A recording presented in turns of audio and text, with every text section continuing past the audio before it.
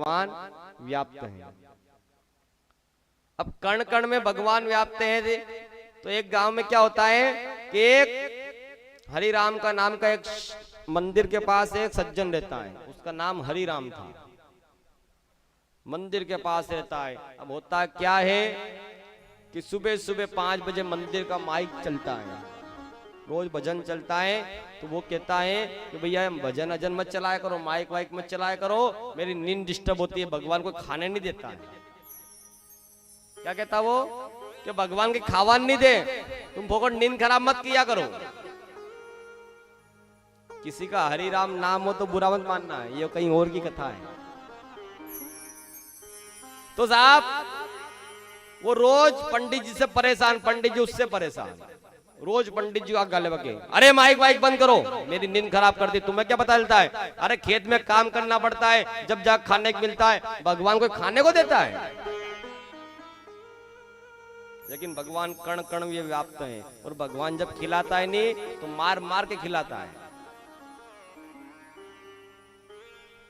अब एक दिन भिड़ गया पंडित जी से, पंडित जी के क्यों रे भले आदमी, तो अगर खेत पे जा रहा है, तेरे हाथ पैर चल रहे, तो ये भगवान की देन से चल रहे।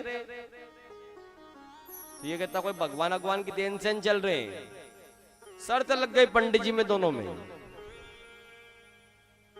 पंडित जी कहते चल भगवान नहीं खाने को दे रहा है, ये कहता भगवान खाने को दे ही नहीं सकता। अब ये कहता है कि अगर पंडित जी अगर भगवान खाने को देता है तो मैं एक दिन भर कुछ काम नहीं करूंगा, देखता हूं भगवान कैसे खिलाता है। पंडित जी ने कहा हाँ, अगर भगवान ने नहीं खिलाया तो मैं तेरे यहाँ के रोज काम करूं, माइक बंद कर दूंगा। ये भी कहता अगर भगवान ने नहीं खिलाया तो ये माइक बंद करना पड़ेगा। पंडित जी ने भी स्वीकार कर लिया, तेरी शर्त मंजूर है। आज सुबह से उठा, ये उठकर जंगल में निकल गया। सोच रहा था यार गांव में रहूंगा तो कुछ न कुछ खाने में आ जाएगा, कोई न कोई जबरदस्ती खिला देगा। तो ये सुबह उठ के जंगल में निकल गया, क्या देखता हूं भगवान राम कैसे खिलाता है। जंगल में निकल गया। इधर पंडित जी प्रार्थना कर रहे, प्रभु मेरी लाश तुम्हारे हाथों में, देख लेना कल से तुम्हारे यहाँ का माइक नहीं बजेगा। नहीं अब ये जंगल में गया दिन भर। अब ये फल वाले जंगल में भी नहीं गया, जब बबूल बबूल के वृक्ष थे वहां गया कि कहीं फल वाले जंगल में चला जाए, कहीं आम आदि लगे हो, अमरूद लगे हो, जामफल लगे हो, तो वहां खाने की इच्छा हो जाए। तो कुछ नहीं, ऐसे जंगल में गया जहां कांटे वाले झाड़ थे, बबूल थे, वहां गया। अब जंगल में गया, पूरा दिन भर एक झाड़ के नीचे बैठा रहा। संध्या का समय हुआ, वहां पर संध्या का समय हुआ तो कुछ डाकू लोग आए। इसने घोड़े की आवाज सुनी, तो घोड़े की आवाज सुनकर ये झाड़ के ऊपर चढ़ गया। कुछ डाकू लोग आए, डाकू के पहले साहूकार लोग आए, कुछ गांव से इकट्ठा करके आए थे। उन्होंने सोचा कुछ व्यापार करने वाले लोग आए, व्यापारी लोग। तो इसने आवाज सुनी कोई लोग आ रहे हैं, तो ये वहां ऊपर चढ़ गया। जो व्यापार करने लोग आए थे वो उस झाड़ के नीचे आकर बैठे और इन्होंने भोजन खोला है कि चलो भैया संध्या का समय हो गया, अपन भोजन कर लेते। व्यापारी लोग दिन भर व्यापार करते, शाम को भोजन करते। जंगल में देखा कि अब बहुत देर हो गई है, संध्या का समय भोजन कर लेते हैं। अब व्यापारी लोग भोजन करने लगे और पीछे से आवाज आ गई घोड़े की। तो वो डर के मारे भोजन खुला हुआ छोड़कर वहां से भाग गए। अब ये ऊपर पड़ा पड़ा सब देख रहा है, ऊपर झाड़ के ऊपर है, सब देख रहा है कि ये साहूकार भोजन छोड़ के गए, व्यापारी लोग आए थे भोजन छोड़ के जा रहे। अब डाकू लोग आए, अब डाकू लोग ने देखा कि वाह कितना सुंदर आज तो भोजन बना हुआ मिला है, ऐसी भगवान कृपा हुई। लेकिन जो डाकुओं का सरदार था वो बोलता कि कोई भी भोजन को हाथ नहीं लगाएगा।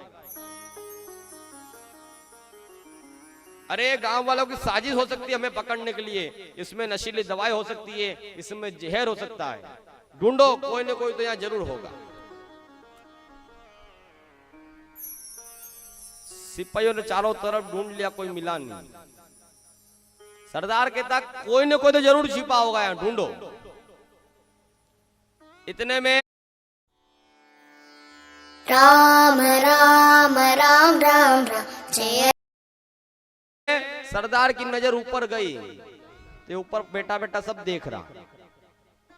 इससे कहा तू नीचे उतर, ये नहीं उतरा कि मैं नहीं खाऊं, क्या हम तो खिला नहीं रहे, तू नीचे तो उतर, क्या मैं तो नीचे आऊं ही नहीं। इसको पता था कि नीचे जाऊंगा नहीं, जबरदस्ती भोजन खिलाएंगे। अरे देखता हूं राम खिलाता कैसे, इसको 2-4 सिपाहियों ने पकड़ के नीचे उतारा। अब जो राक्षस का सरदार था, डाकुओं का सरदार था, वो कहता जरूर इसमें नशीली दवाई मिली है, और ये बेटा बेटा देख रहा है कि डाकू खाएंगे तो ये मर जाएंगे, इसमें कुछ न कुछ जरूर मिलाया हुआ है। तो ये बोले, जो डाकुओं का सरदार था वो कहता चल भोजन कर। ये बोला नहीं खाऊंगा। अरे कैसे नहीं खाएगा, तुझे खाना पड़ेगा। अब इसने मना बोला नहीं, तो उस सरदार को पूर्ण विश्वास हो गया कि जरूर इसमें कुछ न कुछ मिलाया हुआ है। डाकुओं ने कहा इसको एक काम करो, झाड़ से बांधो, ने अपने हाथ से मार मार के खिलाओ इसको। अब उसको प्रेम से झाड़ के पास बांधा, और सभी सिपाहियों ने एक एक देते जाए, ने खिलाता जाए। नहीं खाएगा, हाँ नहीं खाऊंगा, ले, फिर देते जाए, ले खा, फिर देते जाए, ले खा। अब इसको समझ में आ गई नहीं खाओ नहीं तो राम मार मार के खिलाता है। उस दिन से समझ में आ गई। दूसरे दिन से मंदिर का माइक चलता, तो जाके मना नहीं बोलता, पंडित जी खूब चलाओ, तुम्हारा भगवान मार मार के खिलाता है। किसी को के मत देना कि भगवान के खाने को देता है, भगवान ऐसे खाने को देता है। वाल्मीकि से पूछा भगवान ने, भगवान